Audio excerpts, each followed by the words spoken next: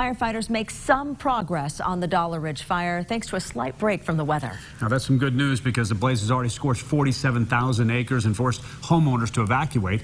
News 4 Utah's Glenn Beebe joins us live with some developing news. Yeah, well, Don and Kim, we did just get a good piece of news from UDOT. They say that Highway 40 is reopening at this moment. You can see behind me that troopers are still stopping cars that are going through. That's because there are some restrictions with this reopening. People cannot stop in the critically burned areas, and there is a speed restriction of 35 miles per hour. But this is, of course, good news for people who not only live in this area, but for many people who use this highway to travel through. Now, a lot of the effort is being put on protecting homes just south of Highway 40 here near Fruitland and the area just west of here where flames ended up jumping the highway. The fire did spread much closer to Strawberry Reservoir today, and due to the break in the weather, some people were able to briefly go back to their homes, but fire officials say those who are allowed back need to focus on the essentials.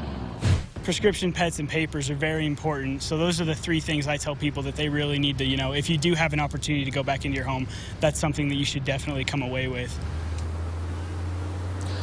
And so, as we said, a lot of that effort was put right here near Highway 40, and that effort obviously today paid off now that they've been able to reopen it. Now, many people are still wondering, though, when they will be able to go home. That's still unclear at this point. It all depends on whether or not the conditions are safe and whether the fire has moved away from those threatened homes. At this point, we don't know exactly when that's going to be, but the sheriff says they will continue to keep residents up to date on a daily basis, whether or not they can go back to their homes. But if they do, they will have to find out at a meeting at 9 a.m. every morning. And if they do get a chance to go back, it will be just for a brief moment so they can get the essentials and possibly feed any livestock they have at their property.